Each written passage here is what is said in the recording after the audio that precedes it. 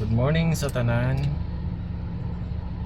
Nadatay bagong product ron nga napalit gikan sa Lazada. Kaning cellphone holder sa GD-Tech. Lagi siya nakabutang GD-Tech oh. Bali mas convenient siya gamiton guys kay kusog yang magnet din makatuyok siya 360.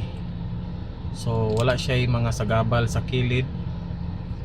So muna siya maayo gamiton pag naka sa sulod sa kotse. Kay bisag asa pwede nimo siya mabutang.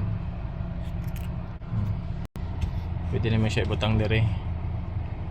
Pwede sad nimo ni siya ibutang dire sa babaw sa glass.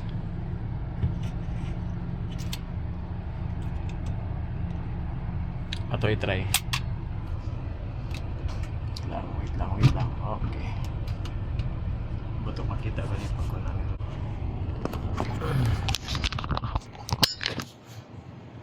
Ay, teka lang. Install sa nato. Okay, wa ko kabalo ko saan siya pag-install. Basi ganaon siguro ni siya. Ana siguro ni ana din ituot. Di ko sure. Wait lang. Tawan niyo guys. Kapit na siya kaayo. Atong i-try ning isa na to ka cellphone. Okay kayo. Lights na pwede na siya pang kuan, pang vlog. So in case pwede na ka magkuan. Pwede sad siguro ni siya ikuan, landscape. So, ay. Pwede dito siya. Ay. Disgrasya.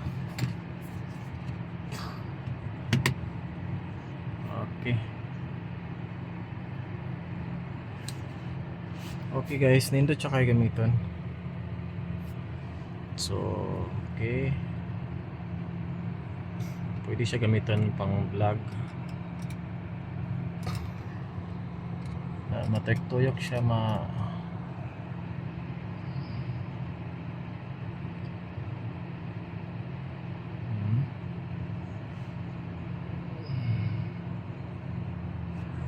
Okay. So pwede na.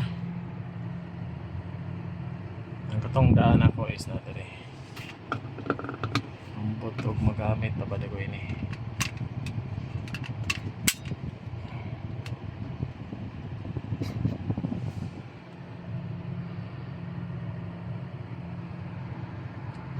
Original siya guys from GD-Tech.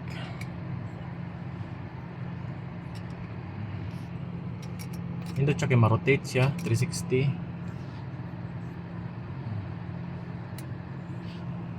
Okay.